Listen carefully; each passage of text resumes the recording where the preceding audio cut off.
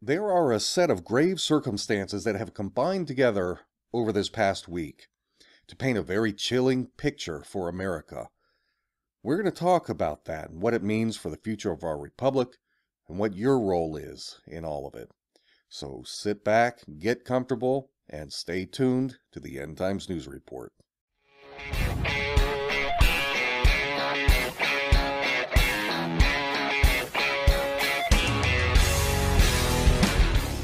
First, I want to say welcome to the new ETNR subscribers who have joined us this week from around the world. I really appreciate your support and your interest. I've been talking a lot lately with folks about the dangers of mass Islamic immigration into Western Europe and North America, and I've made several videos recently on the subject, but what is shocking to me is how deeply the leftists in America are under the control of the globalist puppet masters on this issue. I cannot remember a single time, not once, during the presidential primaries, during the general election campaign, when I heard someone on the left suggesting that we should just completely give up, completely abandon all sense of national borders, and simply stop being an individual state entity. Now, liberals are always wrong about immigration, but at least they weren't parroting the message of men like George Soros, men who are openly pushing for a one-world socialist state by first dissolving all national boundaries, right? That's what the communists are after, traditionally. That's what today's globalist New World Order people are after. Liberals were at the very least pretending to be glad to belong to the United States. They pretend to have some patriotism, but no more. Almost overnight, there has been this unbelievable shift in the rhetoric on the left. Now, what they are collectively demanding is an end to all borders. I first started seeing these one-world government signs and placards and banners among the Marxists and those leftist agitators during the presidential campaign, the presidential inauguration, rather, about 9-10 days ago. But in just that 9 days, the message of turning America into a borderless entity has infested the rhetoric of the left. It's like they went to bed one night and downloaded a program from the Matrix that stuck this concept into their minds collectively. No borders is the mantra that's being repeated on college campuses all across the country. And if you look at the photos in my videos that I uploaded on Sunday of the protests going on at the JFK airport, you'll see dozens of these signs, many of them pre-printed, talking about globalism and getting rid of borders. So what happened? What brought about this shift? Well, I'll tell you what happened. These people have, in a very literal sense, fallen victim to a mass brainwashing program, a deep state psyop that has been pushed by elements within our own intelligence community, especially the CIA, in order to try and move the USA toward an actual government collapse. Now, I know that sounds kind of wacky, especially to people who are new to this kind of stuff. Sounds like a crazy conspiracy theory. But folks, I'm telling you, this is my specialty. I have worked over the last 17 years doing investigations. I have worked to establish contacts and connections around the world, primarily in Europe and the Middle East. And one of my sources is a 3-star general who specialized in the military application of covert intelligence psyops. I learned a lot from him. These CIA operations are what I've been reporting on for years. It's also what got my original ETNR channel shut down back in 2014. It wasn't because of copyright strikes or community standards violations. I don't even use profanity in my videos. I'm fairly clean cut. It's what I say that bothers them. It's the things that I expose. But the last straw, the last thing, was my investigative report on the staging of the Mark Foley ISIS beheading that was in reality carried out by the Israeli Mossad and the British MI6. But even with my new channel that I've built here, If you could see my computer screen, look at my videos, and see what YouTube has done to them, you would see a very selective demonetization and censorship effort. It's a campaign against my reports on my CIA reports. They'll leave a lot of things alone, but the reports I do about CIA activities, they knock those out and they suppress them so they don't get views. Between my various channels, I've done about 200 videos over the years discussing CIA operations around the world. What they do to destabilize nations in advance of an attempted coup. I predicted the Ukraine coup, didn't I? I was right on that. People were calling me crazy. There was nothing to it. I saw the signs. It was there. The CIA was at work, and I said so. The CIA is the hit squad of the New World Order. It's their own personal enforcement arm that they use to ram their globalist agenda down everybody's throats. If you don't comply, if you're the leader of some foreign country, if you don't comply, then the CIA comes in and removes you, to put it mildly. The CIA initiated the Arab Spring revolts all across the Middle East, starting back around 2011. The CIA overthrew the government of Libya. Egypt, they went into Syria. They would have toppled the government of Bashar al-Assad if not for Vladimir Putin stepping in, bringing in fighter jets, threatening to nuke the U.S. if we started a conventional war against Syria. He acted as Assad's bodyguard and stopped the U.S.-backed terrorist groups from removing Assad. But in response to Putin's move, the CIA, they feinted, they went into Ukraine, and they conducted a massive PSYOP blitz. They got the citizens all riled up against their government. Ukraine was a lot like the United States is today. Not everybody agrees on the same things. You have factions, you've got different viewpoints. About half the country was pro-Russian, about half the country was pro-NATO, pro-Western Europe. So what the CIA did was they went in and kind of like, here we've got the liberals on the left, conservatives on the right. They went in among what would be the liberal faction. And they pushed a particular narrative on the people. They got them so mad, they rose up and overthrew their own president. You know what that was? They convinced the people that their last election had been rigged by the Russians. They convinced the Ukrainians that their president wasn't legitimately elected, that he was just a puppet of Vladimir Putin that had been installed to control the people. Folks, does that sound familiar to you? It should.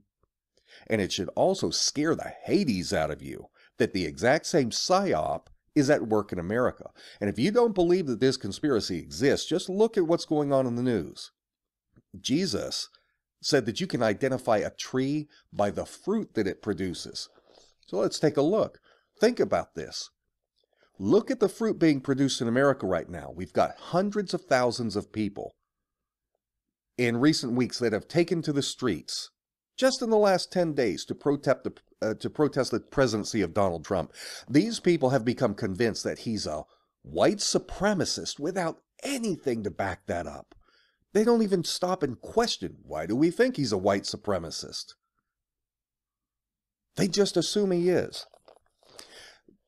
They believe that Donald Trump was not legitimately elected. Why do you think that Donald Trump is suddenly pushing so hard to look into election fraud while the Democrats are saying, oh, what are you doing? This is crazy. Don't look into that. It's because Donald Trump understands the danger of this story that has been pushed by the CIA, by the NSA, by the FBI, the various intelligence agencies. He knows that there are bad dudes in our intelligence community.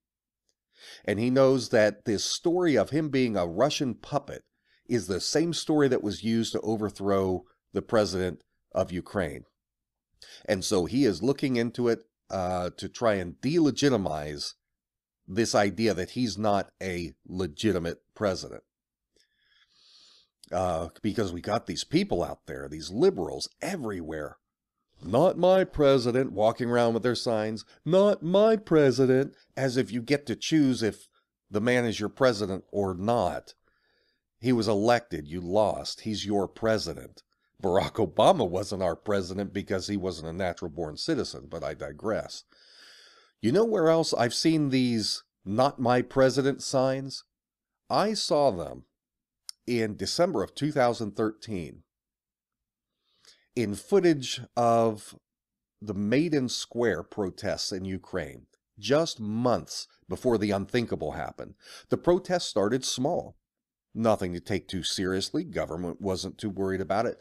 But they grew and grew and grew, but they were still peaceful. But then the radical anarchists, or at least the self-styled radical anarchists, we can debate what anarchist really means, but they came in, and you know where they came from? You know who funded them?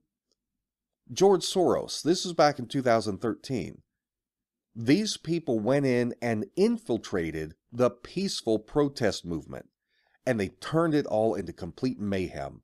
They took their guns in with them, and they, from sniper positions, they shot some of the police. They attacked the police with Molotov cocktails, literally set police on fire. Police having to pull off their helmets and their gear because they're burning to death from being hit with these petrol bombs.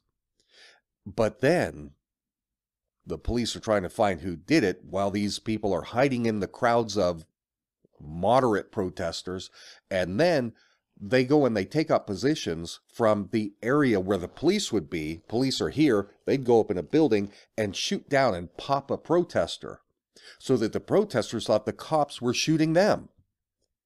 And they shot both sides and they got them going. That's what the CIA does. They are masters at turning people against each other.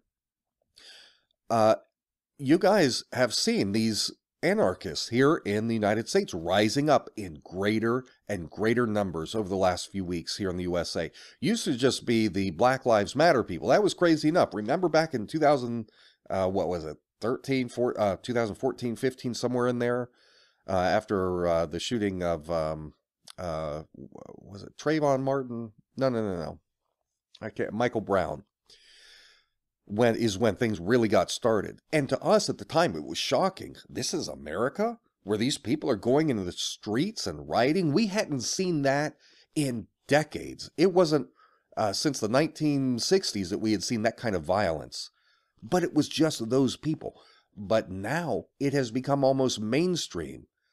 These millennial libtards all across campuses, all over the U.S., it's like a badge of pride to put on a mask over their face or a ski mask, dress all in black, and go out there with their pipes and bust windows out and start fires. This is frightening to someone who has studied history and knows where this goes. This is bad. Who is funding these anarchist groups? You see their signs. You see these pre-printed signs. They talk... Democrat Socialist Movement. Who are these people? Where's the money coming from? George Soros's Open Society Foundation again. He is doing it to the United States exactly what he did to Ukraine a few years back. He is trying to overthrow the government. Donald Trump, do something about George Soros. Any of you out there that are affiliated with Anonymous, get that sucker. Find out what you can. We have to take Soros down hard.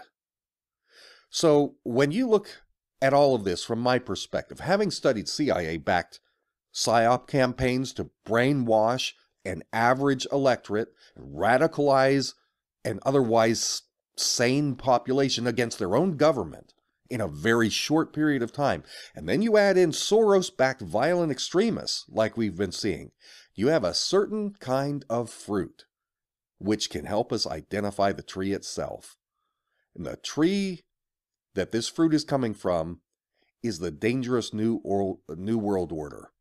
It is the New World Order. They have successfully destroyed Western Europe already by eliminating all notions of national borders.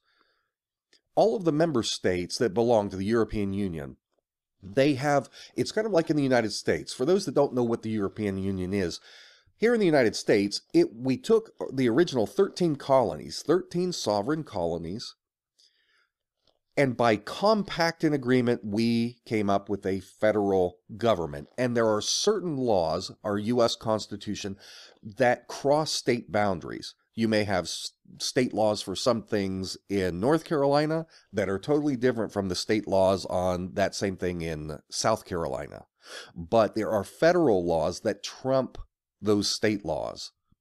In Europe, the globalists pushed to form a European Union. Remember, the master plan that they've had for generations is to divide and conquer. Take Europe, create one block. Take North America, create another block. Put South America into a block. Africa, Asia, gradually merge these together until you have a one world government, right? Well, with the European Union, they created this super state, and the laws regarding immigration at the European Union level supersede the laws of the individual nations that belong to the European Union. So, for example, if you live in England, too bad. You have to do what the European Union says. And the European Union says you have to have wide open borders. People need to be able to travel all around without any inconvenience. And that was by design, because the next phase of the New World Order's plan was to implement so much chaos, to cause so much political instability, and using warfare and terror, that the native populations of North Africa and the Middle East were uprooted from their homes. There are legitimate refugees that need safe places to go to escape the violence. You guys know I am a staunch defender of our borders. I am very much opposed to immigration from these Muslim nations. That does not mean I'm not empathetic to the refugees' plight. It is horrible what they're going through. Okay? American people are not to blame for that so much as these elements within our government that are doing this. But they needed a place to go. Rather than settle among their own Middle Eastern countries, because the fellow Muslim countries don't want them. That tells you something about the tolerance of the Muslims. Their own people they don't want. So they needed a place to go, and compounding this problem is that member states of the European Union, like Germany, gave massive financial incentives for these immigrants to come into their countries. That was by design. Come on, Islamic nations, we'll take all your people. Right? You saw this. These incentives acted like Muslim magnets. And so the mass invasion of Europe was accomplished in a very short period of time. So quickly that it can't be reversed. It is too late for most of the nations that our ancestors came from. It is too late for England. It is too late for Germany, for Italy, France, Scandinavia. These nations, by 2050, based on statistics, birth rates, it's too late for them. They will be minorities in their own country. Germany, their government has said that by 2050, Germany is going to be an Islamic state. And that goes for all of these European nations. They are going to topple like dominoes. They've already crossed a statistical threshold from which there is no coming back. Now take a look at America. You will see the same things going on here, because remember, the globalists, it is about a global plan. It's not about taking America and making America great. They want to destroy American sovereignty, because nationalism opposes globalism. You can't have a global society if you've got powerful superstates or superpowers like the United States of America that would stand in opposition to this. So they have to destroy our national sovereignty. That's why they put Barack Obama in. Barack Obama was not some neutral person. Look at his background. The man was incredibly radical. His mother was a card-carrying communist. I mean that in a literal sense. She had a card that identified her as a member of the Communist Party. She was brought into communism by her husband, who was a communist. We know that Obama spent most of his childhood growing up in Indonesia. He was a Muslim. I've seen the records. In fact, it's necessary. You had to be to attend these Muslim schools. You had to acknowledge Islam as your faith. He was indoctrinated by Islam. He's admitted this. We've seen pictures of him in Islamic garb. When he came back to the States, he was trained for future service by the convicted terrorist Saul Alinsky, the man who wrote Rules for Radicals. Blew up a government building, spent some time in prison for that. Great role model, huh? Alinsky's Rules for Radicals, this is a manual that the Marxists are using today to try and organize their protest campaigns against our system of capitalist republicanism. Obama wasn't neutral on immigration. He actively ordered our own border patrol agencies to stand down. Let the immigrants flood in without any fear of penalty. Not just let them, they encouraged it. They did like they did in Europe. Obama went so far as to dangle financial incentives to attract massive numbers of immigrants into America. These libtards who talk about how America is built on a foundation of multiculturalism, these people are either dumb or they're flat out liars. America was founded, developed, and defended by people of common ancestry from Western European cultures. The notion that America was built on the backs of African slaves is liberal propaganda. We can easily refute that. It was Western European culture that developed it. And thank God the descendants of those slaves decided to assimilate into our society and become Americans, to embrace being an American. Not try and create little Africa inside of America. African Americans may be descended from Africa, but just like we are descended from, whether it's England or France or Germany or wherever, the Netherlands, we have embraced becoming American citizens. When the Irish immigrated here, they became Americans. They shared in the values of our Western culture. So did the Scottish, the Spanish, the Portuguese, the Germans and Italians. These people did not come here to America to try and impose their old cultures on the rest of us. They became Americans, and that is where the idea of a melting pot comes from. We homogenize together. We meld together and become a better, stronger people for it. But we always retain our shared Western ancestry, our traditions, and we maintain our American culture. What the globalists are pushing is the very thing that opposes that. It's the very thing that destroyed nations and empires throughout history. They are pushing multiculturalism. That means that people from different cultures, with different ways of living and doing things, very different things, live in the same land together with completely different goals, different beliefs, different values, and political ideologies. It is impossible for such multicultural societies to coexist. And so when you look across the world, even right now in the world, where you have this, whether it's the Kurds that are spread out through everywhere from Iran to Turkey to Iraq and Syria, everywhere, these different cultures cannot coexist. And so wars take place until one side or the other wins, or until both sides annihilate each other. And that's what the globalists are doing to us. They are not stupid. They are not creating waves of French immigrants through war. They're not going into France doing things to cause more Western Europeans to emigrate to America.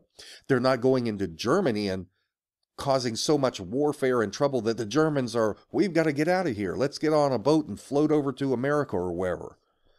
They're using warfare and terrorism to mobilize very specific people who have extremely different cultures than our Western culture. You won't find a culture more opposite to ours anywhere in the world than the culture of an Islamic state. They believe in Sharia law, not constitutional law. Sharia law tells them they have the right to rape, to kill, to maim, or otherwise destroy the people of the opposing cultures around them. This is historical fact. Am I the only one who has studied history? Do people not understand that it was the unbearable expansion of Muslim conquest into Europe that ignited the Christian Crusades to try and liberate their countries, their societies from the invading marauders? Radical Muslims don't assimilate. We can tolerate reasonable numbers of Muslims. It's not about just Muslims. Muslims coming from secularized countries that want to be Americans, that want to embrace our culture and our way of life, are a benefit to America, but not these radicals coming from places like Syria, Somalia, down in Africa, the Sudanese. To bring these people into America is to hasten the day of our own destruction as a civilization. So, for those of you listening, I am sounding a trumpet in your ears. As a watchman on the tower, I am telling you, I am not speculating. I see the invaders approaching on the horizon. This is a warning call to you. It is time to wake up our fellow citizens. Get them out of bed. Time to get up and stand. Stand to protect our wives and our children. To arms. We must take every effort to post a strong defense of our values, our traditional American culture, against all of these efforts by the New World Order to overthrow and usurp power over us and over our posterity. Don't expect the Republican lawmakers to stand by Donald Trump on this. Trump is doing an excellent job, but don't expect the Republicans to stand next to him. They are cowards, and I predict that a sizable portion of them are going to start this week speaking out against Trump's immigration policies. They want to join in the liberal bandwagon. Certainly John McCain and his love boy Lindsey Graham are going to be fighting Trump on this every step of the way. Monsters. The first thing that I want to ask all of you to do after finishing this video is to go down to the video description. I'm going to put a link there. Click it to find your own member of Congress. When you do that, I want you to either write your own note or you can copy and use the template that I'll put down there for you. Let your legislator know that you are a politically active citizen and that you demand that they stand by Donald Trump in cracking down on immigration. They need to hear it. Take action. Let these politicians know that you are watching them and that you will hold them accountable at the ballot box for how they choose to handle this situation. The next thing I want you to do is I want you to pull out a copy of the U.S. Constitution and I want you to read it. Read it sometime today. Put it on your list of things to do. It's very short. It's only about 15 pages long. 28 pages if you include the entire Bill of Rights. You can read it all in under half an hour. I keep several copies around my house. I've got one right here. I got this one from Congressman Ron Paul back when I worked with him. He signed it. I think that one's cool. I keep that one on my desk. I'll put a link in the description for you guys to find the Constitution online. If we are not familiar with the U.S. Constitution, then how can we defend it? How can we defend it from the people that are trying to tear it to shreds? Folks, this thing is what made America strong and unique among all nations in the history of the world. And today it is hanging by a thread. I invite all of you patriotic men and women to stand forth and join in the defense of our noble Constitution. It was written by the sweat of our founding fathers. It was preserved through the centuries by the blood of men and women just like you. If you like what I have to say, you can show appreciation for my work at patreon.com/endtimesnewsreport. But even more importantly, please share this video. Help me to wake up our sleeping countrymen. Just like the Minutemen, Paul Revere putting the lights up in the top of the steeple. We need to wake people up, sound the alarm, get them active. You see the liberals are all out there. You see the agitators. You see the Marxists, all of these socialists. taking to the streets. We need to counter that. These people are trying to create a revolution. We need a counter-revolution to stop it from happening. Folks, we can do it. I have absolute faith and confidence that with God on our side and with wise strategy and commitment on our part, we can defeat these people. For the End Times News Report, I'm Jake Morphonios.